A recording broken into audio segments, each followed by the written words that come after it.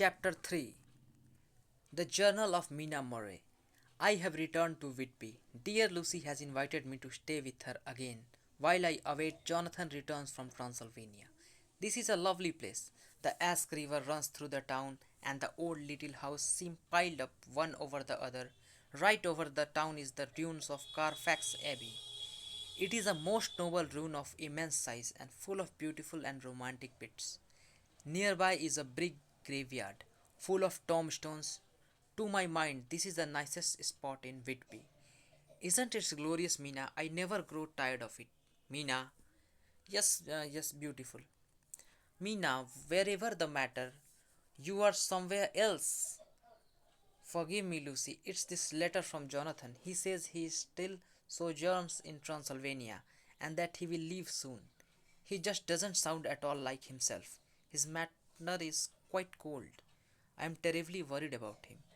Perhaps he is simply weary from travel. He is very far away from home. True, I have news that might brighten your spirit. Yes, I have received not one but three proposals of marriage. Three proposals in one day. It never rains but it pours. I have accepted Arthur's proposal. I am engaged. Oh, Mina, I am so happy. I don't know what to do with myself. Oh, Lucy, look, Mr. Swells, there is something in the wind and the mist. Look, sound, and smell like death. I can't make her out. She is Russian by the look of her. She is knocking about, doesn't know her mind a bit. She seems to see the storms coming. Maybe it's in the wind out over the sea that's bringing with it loss and wreck and sore distress and sad hurts. It's a ship. Yes, Miss Lucy. Look again there. She is steered mighty strangely, as if she doesn't have a hand on the wheel, changes about with every puff of wind. We will hear more of her before this time or tomorrow. The Journal of Mina Murray. Dear Mr. Sells was right. She was called the Demeter. The tempest seized her with the rapidity that seemed incredible. The whole aspect of nature became convulsed. The waves rose in growing fury until the once glassy sea was like a roaring and devouring monster. You are right, Swells. She in the lot of danger. How is she going to fetch the entrance to the harbour at such speed? She must fetch up somewhere, even in the hell. Look at the wheel. She is steered by death herself. Then came another roar through the damp oblivion, the tempest, the crash of thunder, the booming of the mighty billows. A great awe came over the men as they realized that the ship, as if by a miracle, had found the harbor, unsteered save by the hand of a dead man. There was considerably concussion as the vessel drove up on the sand heap and settled frozen against the sand and the gravel. Its death by time must be near by hand now. Some day soon the angel of death will sound his trumpet for me. Be still, Swells. If death should come this very night, I will not refuse to answer his call. For life be, after all, only a waiting for something else than what we are doing, and death be all that we can rightly depend on. There is something down there. There is nothing alive. Grrrr. What's the sea? Maybe our ears and the wind were playing tricks. Look again. Grrrr. Heaven helps us. Ah! Look at the size of that devil. A devil is right. The men said the dog made straight for the cliffs and the graveyard near Carfax Abbey. The poor creature must have been terrified. It was last seen roaming near Dr. Sheward Asylum. The asylum has high walls and an iron gate to detain the disturbed inmates. No place for a frightened, hungry animal. Phonograph Diary of Dr. John Seward. Entry number 6. Since Lucy's rejection of my marriage proposal, I have a sort of empty feeling. I know the only cure for this sort of thing is work. Unfortunately, this case of Mr. Renfield has afforded me much interest. He is 59-year-old with great physical strength, and periods of gloom ending in some sort fixed idea I cannot yet make out. A possible dangerous man with a selflessness, secrecy, and purpose. He has of late turned his mind to spiders and has trapped some of in a box. He keeps feeding them with flies which he attracts using his own food. Yesterday he caught a blotted blowfly and held it for a moment, and rather than feed it to his spiders, he put it in his own mouth and ate it. If only I could be as strong as my poor mad friend. Oh, Lucy, I cannot be angry with you, nor can I be angry with my friend, whose happiness is yours, and yet. Dr. Seward! Dr. Seward, come at once! What the devil is that shouting about? It's Renfield, Doctor. He's turned into maniac. Keeps raving about a master. Follow me at once. Renfield, it's Dr. Seward.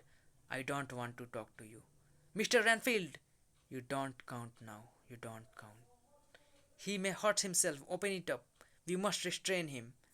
Mr. Renfield, calm yourself. The master is at hand. Master! Yes, master, I hear. Master, master, please help me. Renfield, calm yourself. I will give you more spiders and flies. Spiders, flies, I don't care about them. The master, he is here.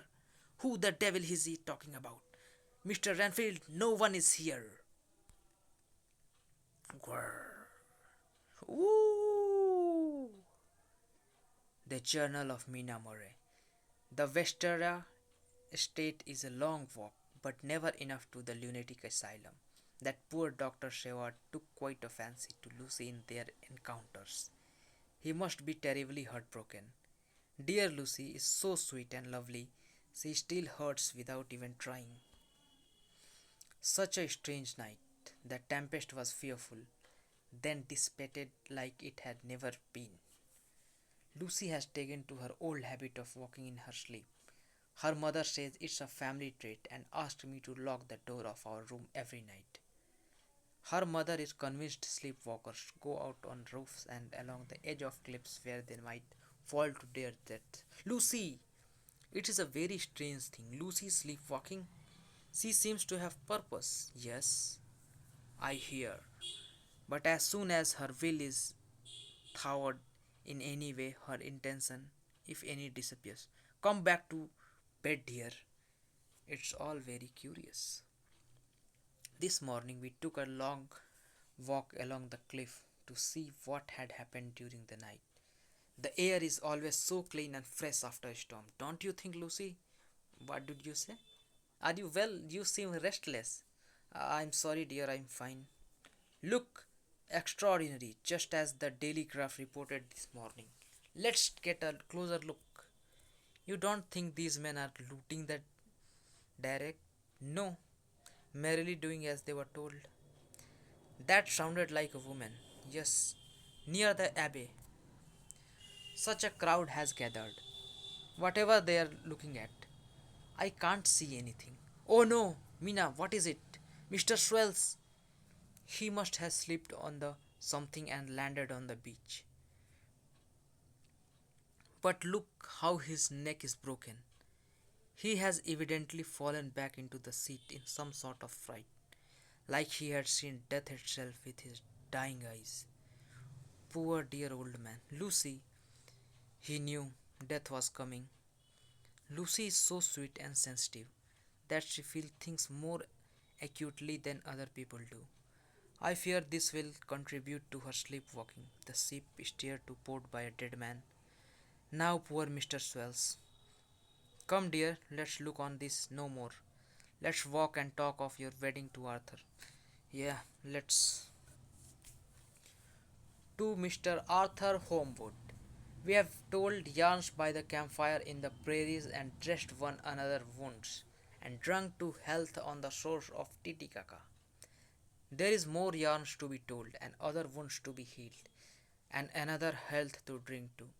Jack and I want to mingle our weeps with this wine cup, and drink to the health with all our hearts to the happiest man in all the wide world. To you and Lucy. Thank you, Quincy. You are a good true friend. You too, John. You hear that, Jack? Don't look so glum. We both lost Lucy in a good friend and a better man, the future Lord Godalming. I know, I am happy for Arthur. I just have never had my heart broken before. Well, it's about damn time. Let's drink to that and to friendship. Cheers.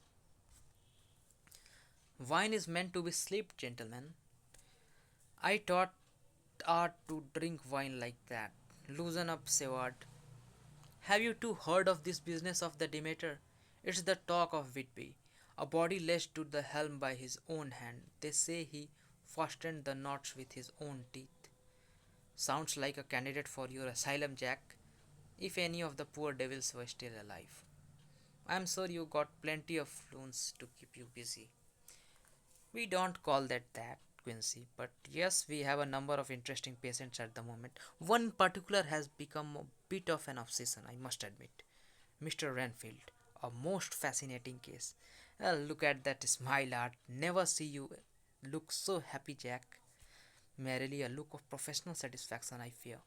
I have a rare opportunity. I am convinced the man is an underdeveloped homicidal maniac. Well, hell, let's drink to that. Quincy, you may be the devil himself.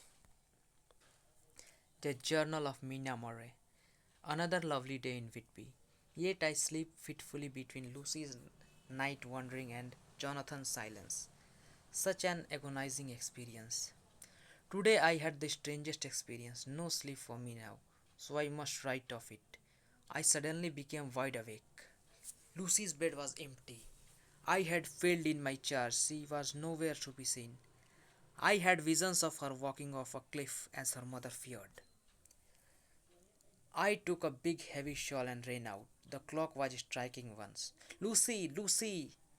I could see no sign of the white figure which I expected, so I left the grounds and instinctively moved towards the cliffs and the abbey. I went to our favorite chair bench. I was shocked by what I see. There was Lucy, but she was not alone. Something dark, long, and black was bending over the reclining figure. Lucy! Lucy! Yeah, he raised his head. I could see his white face and red, gleaming eyes. I ran towards her, and the moon and the fog made me lose sight of her for a moment. When I could see Lucy again, she was quite alone. I can only conclude I imagined the figure driven out of my senses by fright for my dear friend. Lucy, Lucy, dear, wake up! I tried to fasten her shawl with the safety pin that secured my own garment. Poor dear, you have been sleepwalking again? Mina, yes, dear, let's get you home. I had the most dreadful nightmare. I'm so glad I found you, Lucy. I was so worried. Promise me, you will tell no one of this, especially my mother or Arthur.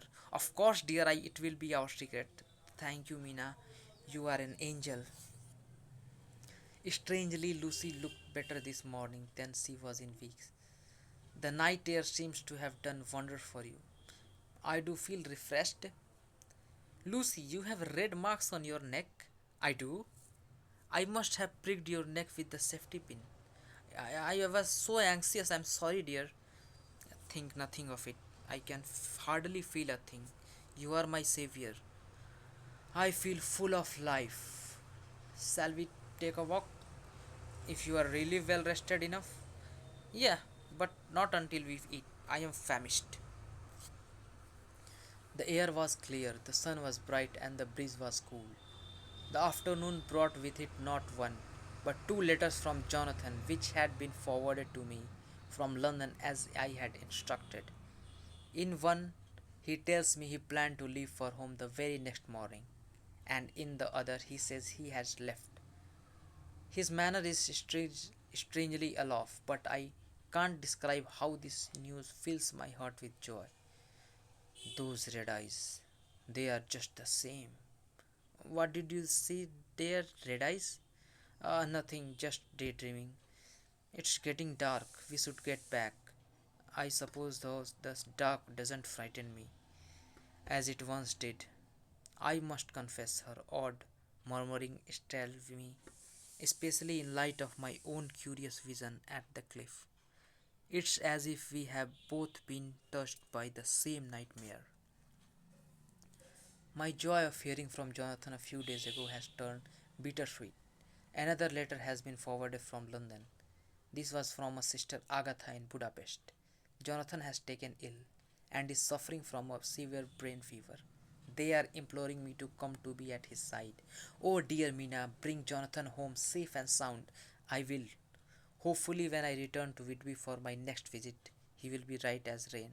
Lucy, those pinpricks, they haven't healed. Oh, don't worry about those. I'm getting used to them. Until we meet again, dear friend, I count the days. As I left her, I could not help but notice how pale she had become. The vigor of the previous morning had been drained away. I confess, I am worried about my dear friend. I wish I did not have to leave her. I felt such a strange foreboding as I waved goodbye. The case of Mr. Renfield continues to fascinate me. He continues to tell us that we no longer matter. The master is at hand. It seems he has been seized by some form of religious mania, getting more and more excitable. Dr. Stewart, Renfield had escaped. Escaped? How is that possible? We wrenched the window bars out of the wall. Gather more attendants. Meet me outside. Master! There he is at the abbey. Master, I am here to do your bidding. I am your slave, and you will reward me, for I shall be faithful. I have worshipped you for long and from afar. Now that you are near, I wait your command. Be careful, he has the strength of a madman to tear the bars from the wall.